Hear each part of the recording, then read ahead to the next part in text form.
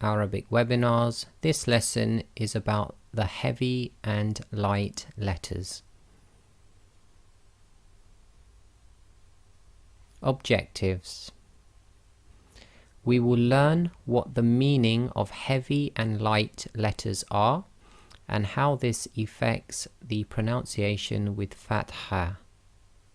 Heavy and light terminology. In Arabic, there is a classification of heavy and light sounds. Almost all the letters in the alphabet produce light sounds. Some letters always produce heavy sounds, and those are 7 letters. Some letters can produce both heavy and light sounds depending on certain rules, and this is the letter lam and ra. The heavy and light sounds can be noticed once you know what the letters are that produce them and the rules applying to them. The heavy and light sounds are quite noticeable when letters are pronounced with the short vowel sound fatha, as the actual fatha sound also changes on the heavy letters. Heavy and light letters with fatha. So when you put the short vowel fatha on top of certain letters, they give what we call a light sound. So far we've learned that when you put fatha on a letter, you get an a sound, and that's the a as in apple. And the majority of all the letters with fatha give an a sound. However, there are certain letters which give a heavy sound. So when you put fatha on those letters, instead of giving the a sound, it gives an r sound as in art. So we're going to see the difference in here, the a or the r. Heavy and light letters. Letters that always produce a heavy sound. So these are the 7 letters that always produce heavy sounds. So we have ta, dha, sad, dad, kha, gha, and qa. Letters that can produce both heavy and light sounds, and this is depending on certain rules, is lam and ra. All other letters always produce light sounds. So as long as you can remember these 7 letters and these 2 with a few small rules, everything else you just pronounce as light sounds. So different fatha sound examples, and we're going to use fatha because it gives the most pronounced or different type of sounds with the heavy and light sounds. So fatha again. So the letter jim is one of the letters that produces a light sound. So with the fatha, it produces the sound ja, as in a, ja. The letter kha with fatha gives a heavy sound, so it will be kha, kha. And the letter sad also gives a heavy sound with fatha, so it gives the sound sa, sa. So you can see the difference between ja, kha, sa. So not all the letters give an a sound. So with sad you can't say sa, it must be saw, and with kha you cannot say kha, it must be kha.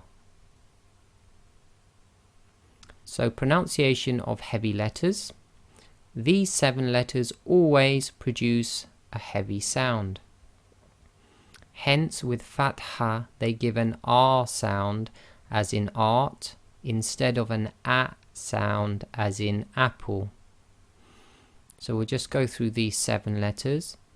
So we have kha, gha, sa, da, ta, dha, and qa.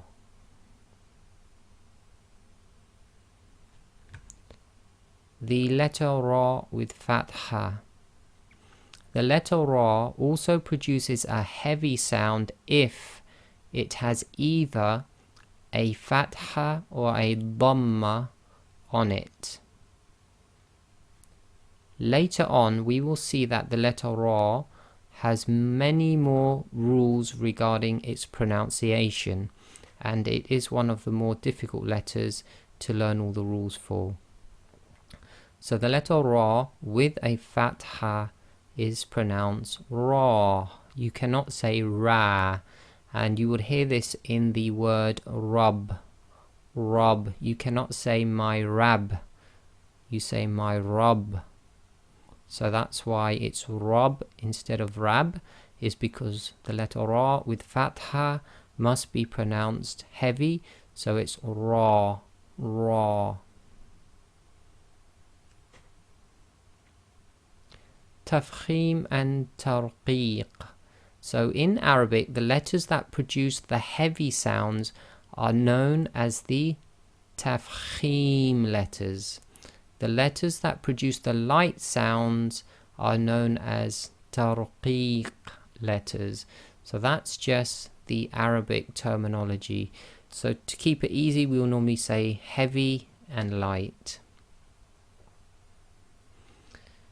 This is the official definition of tafkhim, and in English it would actually be known as fattening.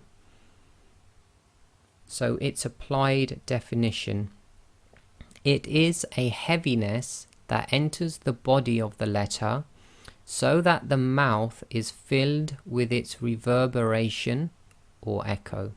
The method of making a letter have the characteristics of tafkhim is elevating the posterior tongue to the roof of the mouth, i.e. the soft palate, creating more space between the roof of the mouth and the bottom of the mouth, and focusing the pressure of the letter to the roof of the mouth.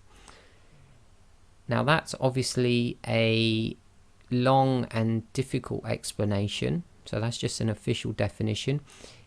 The easiest way to learn it is to try and imitate the sound. Note here, tafkhim is commonly known as full mouth. So a lot of people will say you're pronouncing certain letters with a full mouth, like saw, saw. And generally, when you say those letters, especially with fatha, your mouth is quite round. So they call that like the full mouth. Tarqiq. The linguistic definition of tarqiq is thinness. Its applied definition: it is a thinness that enters the body of the letter so the mouth is not filled with its reverberation or echo. Tarqiq is commonly known as empty mouth. So again, the letters that are pronounced with the empty mouth, you say, for instance, sa, sa, and generally with, at least with the fatha, it's your mouth is slightly like a very slight smile. So you say sa, sa, rather than saw. Saw is the full mouth. Conclusion then: we know what tafkhim is and what letters produce the heavy sounds. We know what tarqiq is and what letters produce the light sounds. We have seen the different sounds the short vowel fatha produces with these letters that produce heavy sounds.